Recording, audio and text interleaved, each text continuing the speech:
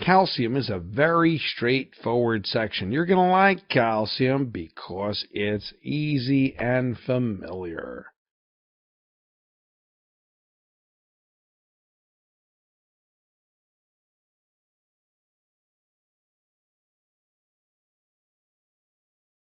One of the major differences between the calcium section and all the others is that calcium has the highest degree of alternate methods of binding, meaning that 99% of most hormones are bound to protein when there is a protein carrier, and 1% is free.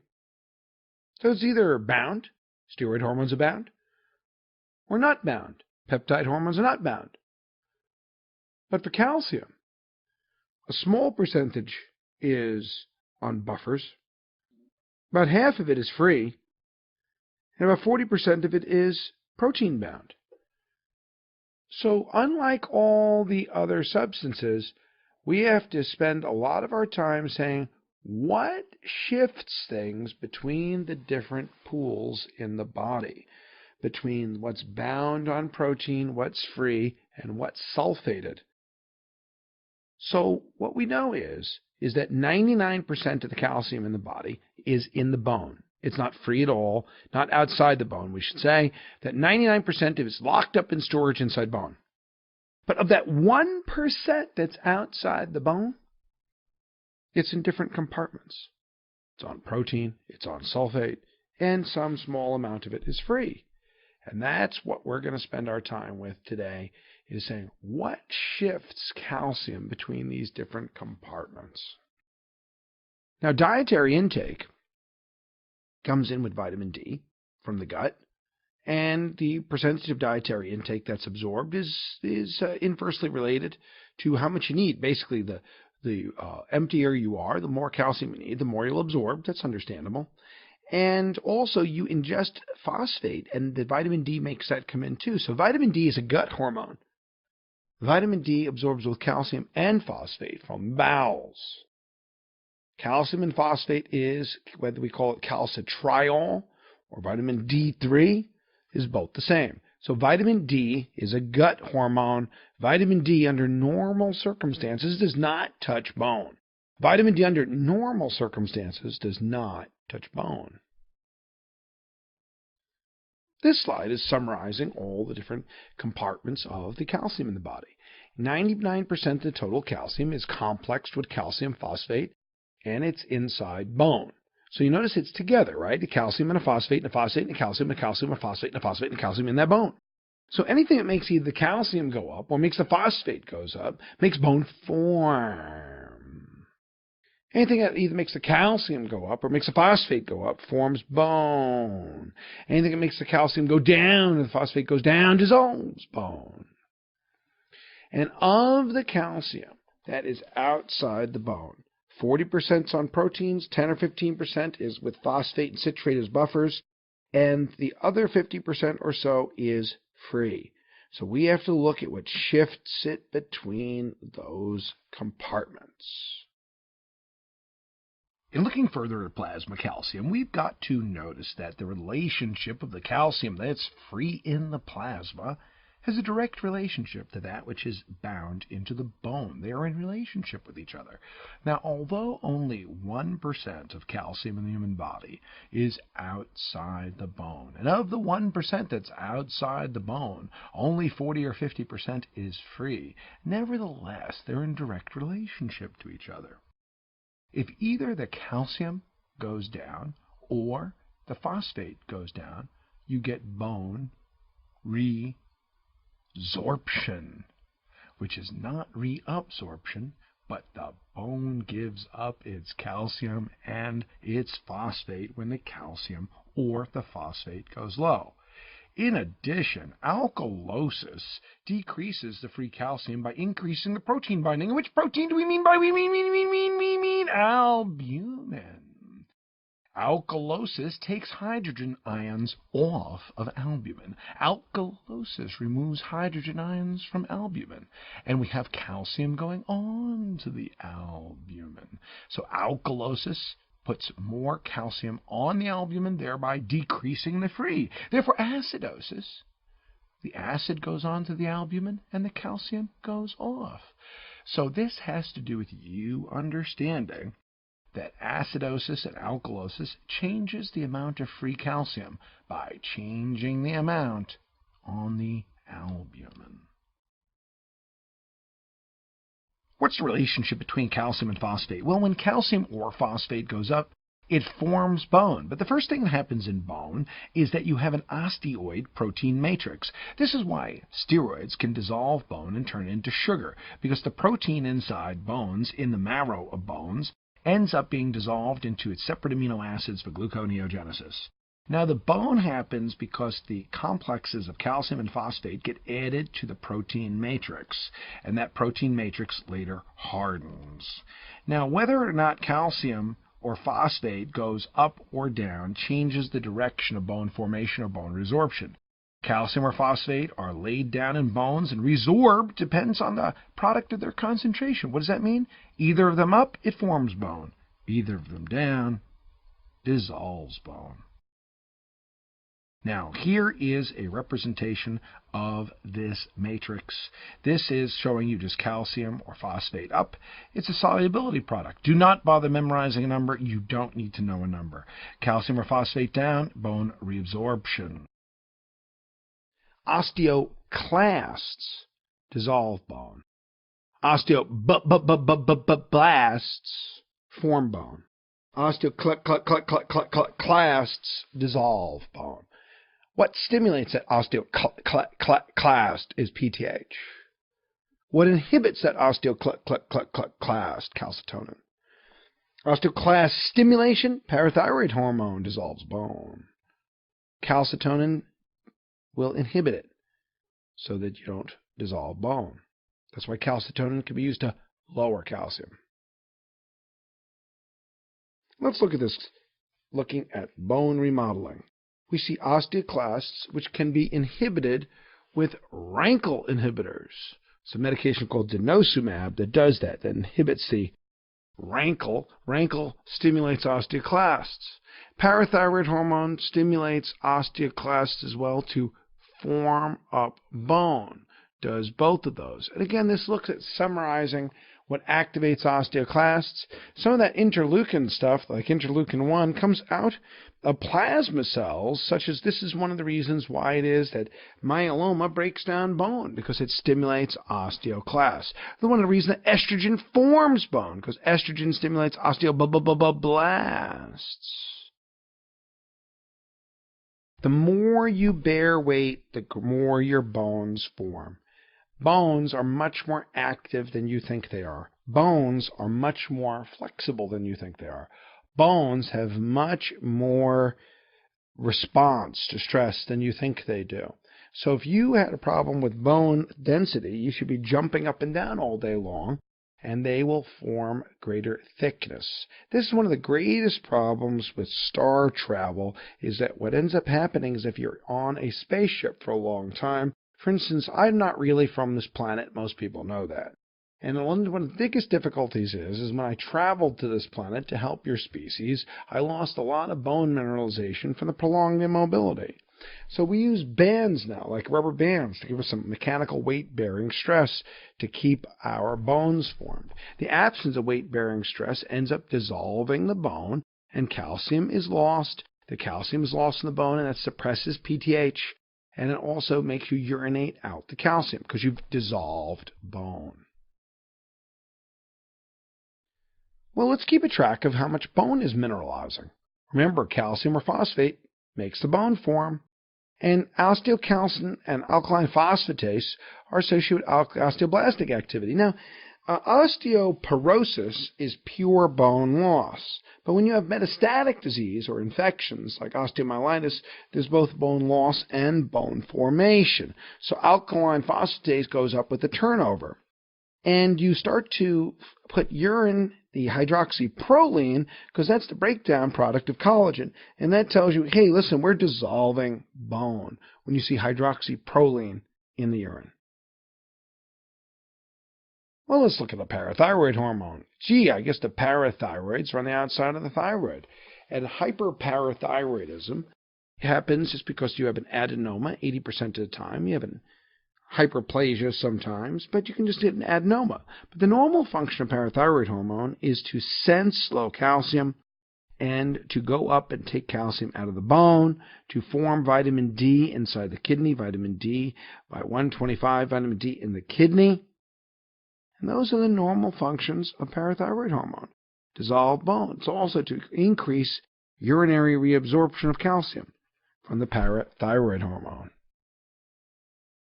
The actions of parathyroid hormone is that when there is a decrease in the free, remember, only the free has activity. Only the free is regulated. Only the free can do things. So when there's a decreased free calcium, the body senses that, and you make more parathyroid hormone. The parathyroid's on top of the thyroid, and the parathyroid hormone will dissolve bone. And out of the bone, do you get a calcium, a phosphate, or both out of the bone? You get both. And what ends up happening is the kidney will excrete the phosphate at the proximal tubule and reabsorb the calcium at that distal tubule under the influence of parathyroid hormone. Parathyroid hormone increases free calcium by increasing calcium reabsorption at the distal tubule and inhibiting phosphate reabsorption at the proximal tubule. It also stimulates 1,25-dihydroxy-D. 1-alpha hydroxylase is what makes the most active form of vitamin D. 1-alpha hydroxylase is what makes the most active form of vitamin D. 1,25-dihydroxy-D. And then, parathyroid hormone will dissolve bone. And when you dissolve bone, it releases the calcium and phosphate. The calcium and phosphate get filtered. The calcium is reabsorbed. The phosphate's excreted. But remember, does parathyroid hormone touch the bowel? The answer is no. Parathyroid hormone will not directly absorb calcium in the bowel. So how does bone get resorbed? Well, although maybe the exact mechanism of PTH-induced bone resorption does not get fully understood, we know the following several things happen to this. That PTH have receptors on the osteoblasts. Osteoblasts have receptors to PTH. And that the PTH stimulates osteoblasts to release rankle, and rankle increases osteoclastic activity. That's one of the major drugs that we have now to prevent osteoporosis called denosumab. Now, denosumab is an inhibitor of rankle, a rankle inhibitor, and therefore rankle inhibitors stop the resorption of bone. Increased osteoclastic activity results in bone resorption. So blasts form, clasts dissolve. And when the clasts dissolve, it releases calcium and phosphate into the blood. Now, the intermittent spikes in PTH stimulate osteoblastic activity, but if you had continuous PTH would melt the bone. Continuous PTH. Continuous. So it actually makes a difference. You might say, I find this very confusing. Does PTH form bone or destroy bone? And the interesting thing is, it depends if it's intermittent or if it's constant. If it's intermittent, you actually can form some bone. But if you have hyperparathyroidism, where it's up all the time, hyperparathyroidism, where it's up all the time, resorbs bone. So how come all cancers can cause hypercalcemia? Almost all of them can. Almost all cancers can have a hypercalcemia of malignancy. Almost all cancers can. Not just myeloma, not just breast cancer, but all cancers. So all cancers can cause a hypercalcemia because all cancers can make a parathyroid hormone-like particle. And that's routine. So when we talk about squamous cell cancer of the lung causing hypercalcemia, that's true. But then again, all the cancers of the lung can cause a hypercalcemia. Now, we can speculate about whether it has a role in fetal development or what its role is in postnatal life. We don't know. But we do know that when you have the hypercalcemia of malignancy, it is from the expression of a parathyroid hormone-like particle that dissolves bone and causes excess vitamin D, and also just happens. Parathyroid hormone particle has a strong chemical overlap with parathyroid hormone, and therefore it raises calcium. Well, this little graph just shows you that when the calcium level is high, parathyroid hormone shuts off. And when the calcium level is low, parathyroid hormone level is on. That's all this is saying. It says the higher the calcium, you don't need parathyroid hormone. The lower the calcium, the more you need parathyroid hormone. Thank you very much. Also, you notice real life has curves. Everything is curved in real life. Did you know that there's no deficiency disease of calcitonin? There's no excess disease of calcitonin either. There's no deficiency disease, there's no excess disease, but there is a normal function. Calcitonin is secreted by parafollicular cells, the peptide hormone, and calcitonin's function is to acutely function to lower calcium. And when the calcium level is high, it basically inhibits osteoclasts. Now, we can use this therapeutically. We use it in Paget's disease and severe hypercalcemia, sometimes in osteoporosis, and we also use it acutely when people come in with severe hypercalcemia that's symptomatic. Symptomatic like confusion, abdominal pain, confusion, lethargy, abdominal pain, because high calcium inhibits the effect of neuromuscular transmission. So if you have symptomatic high calcium, you could use calcitonin to suppress it.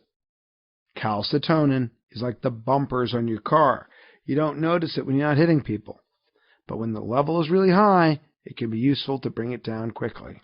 So calcitonin is not a major controller of calcium in humans because calcitonin is not on most of the time unless you have a dangerous level of high calcium.